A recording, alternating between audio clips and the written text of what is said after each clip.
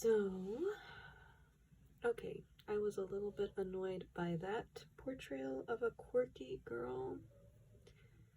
And, like, okay, when she is describing how she hopes Wesley is gonna be her boyfriend when they're just hanging out over the summer, I definitely understand why, as far as her feeling like he understands her. But again, we're given the impression that this is a very brief friendship, that she meets him at the beach. His parents do not interact with her at all. They're like very aloof and seem to judge her based on her Iranian heritage, which kind of sucks. Like, come on, people. Stop judging each other based on skin color, heritage, ethnicity, religion. Oh my god, just stop. Like, that trope is already so freaking old. But okay, that's fine. Because Wesley is a white, blonde, scrawny teenage boy who's also just starting high school. His parents are, of course, wealthy.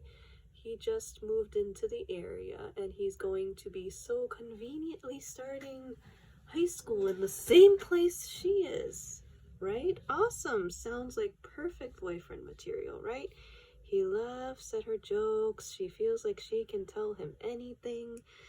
And they even freaking kiss right before school starts. Wesley even starts it, right? So clearly he's into her, not her imagination, right? Wow. Okay, great. They share a kiss and he asks her to be his girlfriend and she says yes. Wonderful. Okay, so I'm like, great. I know this is gonna go south because I've read what the book is about, but you know, let her enjoy the moment. And then high school starts during orientation when she actually notices him, and of course, I guess the change in his personality, whatever we got to see, which was basically him laughing at her prank and asking her out and listening to her conversations on the beach, which we don't know what she talked about, what they talked about, but we are told that he's a great listener, that he gets her, blah, blah, blah, things like that. What every girl and woman wants. Take note, gentlemen. Totally what every girl wants. I mean, yeah. Heck, what every human wants. We want to be listened to. Anyway, okay. Orientation day starts, and Parvin is with her two besties. Her best friends' names are... Hold on, let me look that up. Ruth and Fabian. Such a nice name, Fabian. I gotta say that. That was a cool name that the author chose for this character, and I think it fits him pretty well. Anyway, she's hanging out with her besties, and then we get to see Will. She doesn't see him at first. Not Will. God, why do I keep saying Will? I hope I haven't been saying Will. His name is Wesley. Might as well get the characters' names right that I can actually pronounce. So, the minute she describes him, you can tell, obviously, he is not the same boy that she met on the beach. His long, beach blonde, bleached hair is now cropped short in a crew cut, and instead of, like, whatever cool outfit he was wearing at the beach, I think it was Hawaiian shirts or something, whatever colorful clothing he was wearing over the summer is gone. Now he's wearing the same stuff as the other what I'm gonna assume are wealthy and popular kids are wearing. So you know he's definitely trying to fit in with the crowd by this point. And deep down, you know what's gonna happen when Parvin goes to talk to him. He does not even really make a pretense of, like, acknowledging that he asked her to be his girlfriend, really. He just, when she confronts him about basically why he's ignoring her, and he, of course, has to act judgy towards her best friends, like, not acknowledging it when they are making the effort to greet him appropriately. He's like, whoa, weird friends. Of course, one of his new friends, Wesley's popular guy friend, Hunter? No, whatever his name is. Some generic white boy last name or first name. Hudson. Hudson, that's his name. So he mocks Parvin's best friends openly, and Wesley does not do the right thing, does not defend her, does not defend Fabian or Ruth at all, just completely silent. And when Parvin rightfully confronts him on this, he just says that, they can't work out. I'm sorry. I don't think you can be my girlfriend. I don't want you to be my girlfriend anymore. And when she's naturally hurt and like, why? What does he say? He says, "You're too loud." What the hell does that even mean?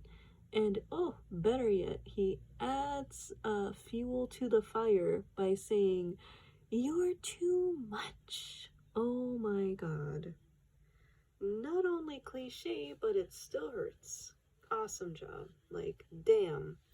Now, personally, I would not look at a guy like that. I would not give him a second thought. High school, teenager, or no. At least I really hope I wouldn't. No, I'm pretty sure I was raised better than that. Nope, I'm not. Of course, Parvin is devastated, and her best friends right away comfort her and tell her to forget about him. He's not worth it. Blah, blah, blah. What really gets me is just she does not forget him. She cannot get over him. And you're like, it feels overdone to me. I get it that she's a 14-year-old, but like, come on. You barely knew him. Yes, he humiliated you, but it's like, it wasn't even really a relationship. Like, nothing really happened. They kissed and that was it. And it's like no long-term romance. It felt like that part just was a little ludicrous that she was that devastated and hung up on him. But on the other hand, I guess I get it, because as she says in the book, she didn't just lose a boyfriend, she lost her friend. Okay, fine, that I get. Still felt overdone. I think if they really wanted to sell it, they should have been a romantic couple longer, in my opinion.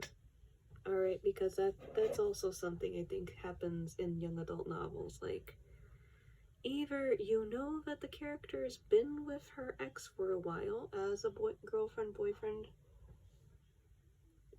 couple, or like, I don't know, just you can feel the relationship more. And in this case, I did not feel that. That wasn't conveyed to me much. Beyond me being told essentially that they had conversations, that he was a good listener, this and that. And it's like, I couldn't understand what she saw in him. How she described him. He's as tall, scrawny. I'm not kidding. She used the word scrawny when describing him, and he had braces. And during the summer, that part, whatever, it's fine. Turns out, of course, she had braces too, but she had hers taken off before the kiss, so it was fine. And of course, another thing I forgot to mention, his braces are off when high school starts, so signifying he's one of the cool kids now even more. Goodness gracious. Where am I right now? Oh yeah. I am right now at the part of the story where she and Ruth and Fabian are all having the obligatory sleepover meant to comfort the main protagonist over her breakup, where of course Ruth and Fabian are like trying to get her to get over him, so to speak, and of course she can't. And I'm like, right there with you, Ruth and Fabian, I'm right there. Need to get over this guy. He literally is not worth your heartache or time or effort, honey. I mean, he's a barely established personality or character. Whatever personality he had at the beginning of the book pretty much gets changed, tossed aside the minute high school starts and he gets invited to the cool crowd. Oh, to add further insult to injury, besides being told that she is too much, like, come on. And like, that's just such a cliche thing to do to a supposedly quirky female character. Like, come on. And like, what specifically is too much? The fact that she has an opinion, a personality, sense of humor, dark curly hair? What? Anyway, Wesley gets a new girlfriend. A white, model, pretty, Instagram worthy, famous girlfriend. Goodness. What else? What more can go wrong for Parvin right now? At this point, Well, naturally, I'm literally at the part where, while watching The Princess Bride during the sleepover, Parvin suddenly gets the brilliant idea that is totally not cliche at all. I've got it!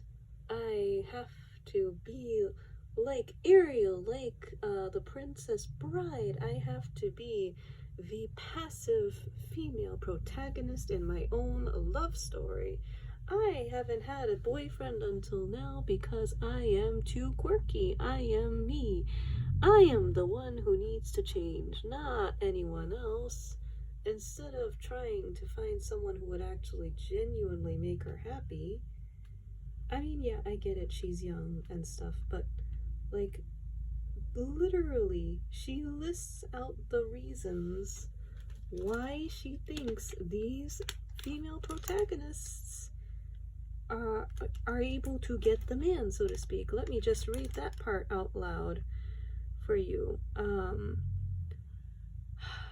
Yes, okay. I'll read this part from the book, because while I was reading it, I was like, oh, this was a laugh out loud moment for me. I'm like, this is just too much. This is ridiculous. This is literally what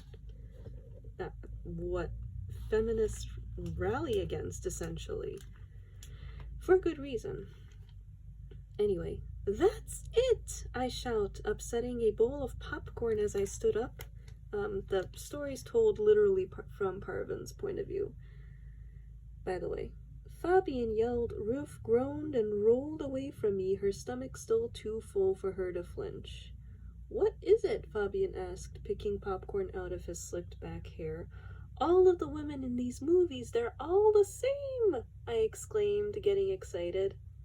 Like, that's totally not a warning. That's me talking. Anyway, you mean they're white? Fabian asked.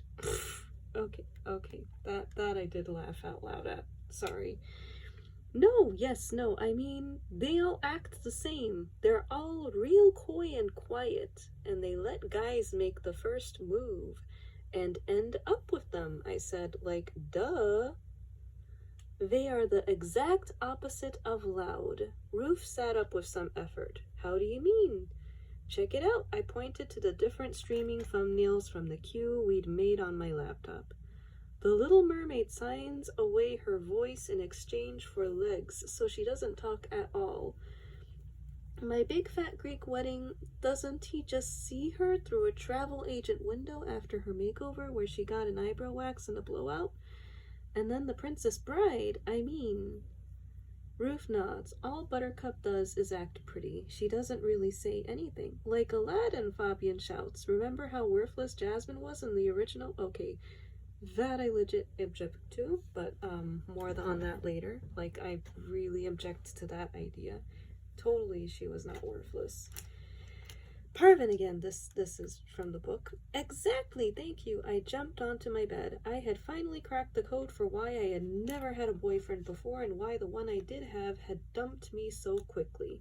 How could I become one of those mysterious, alluring female protagonists? While talking all the time, clearly I was too chatty for a love story of my own. I need to speak less, I diagnosed. I have to become one of those mousy, quiet girls who only laughs and smiles. After flailing around for hours, I had finally figured out what loud meant, and it was the reverse of these leading ladies. Okay. So, bit by bit, she's literally doing the one thing that feminists, the reason why these feminists hate those characters in their minds. Like, they do not have a voice, they don't have a choice, they don't have apparently like active roles in their own love stories. So, first of all, I guess I'll start from the end there. Those mousy, quiet girls, Parvin, those same mousy, quiet girls you wish to become like, they would kill to become more like you. A lot of them, speaking as a formerly quiet girl, like, hello, like, the traits that you are trying to get rid of, they would love to have. They would love to be able to feel like they could speak out more. They would love to be less shy. They would love to so easily be able to, like, I guess, express their emotions or feelings, or just laugh out loud, or be less quiet and mousy, so to speak. Bloody hell, how many novels start with a shy, quiet, mousy girl trying to become the exact opposite? So that was another moment where I just laughed out loud when she said that. I was like, yeah, nope, wrong move, don't do it. The part with, like, Jasmine, like, come on, why the hate? Jasmine totally was not worthless. She had such a freaking personality in the original Aladdin. This is not saying anything against the live action one, which I also liked, but, like, come on. That princess could kick butt. Don't ever just disgrace her by calling her worthless. As far as the Princess Bride, yeah, kind of agree with her mostly acting pretty. Like, she is kind of a very passive character. Maybe not even passive. She's mostly very naive. I don't want to say dumb, but she is very naive in that movie from what I remember. In the end, when I think back, I think that was actually her lover's story, Wesley's story, not really the Princess Bride's. It was basically about him getting her in the movie. So yeah, Parvin's right about that. The Little Mermaid. Oh, I have my own opinions on that. I actually do not think the movie is about Ariel giving up her voice for the guy.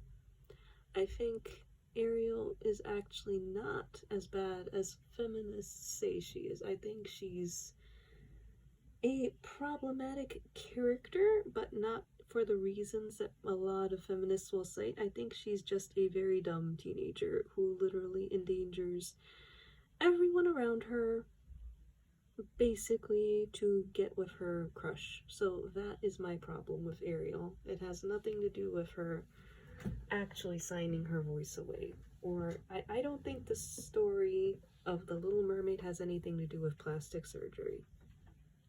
Nope. Nothing to do with that. So, anyway, that's how far I've gotten in this book. Basically, she's trying to erase the parts of herself that make her unique, and that's a very problematic message. Of course, if I'm predicting the end of this story right, it means she's gonna figure out that's not what you're supposed to do to get the guy, or she's gonna succeed and basically lose the guy by becoming the very passive, kind of quiet girl she's admiring currently. So, more on that next time. We'll see if my predictions are right, and I'll talk to you later. Bye!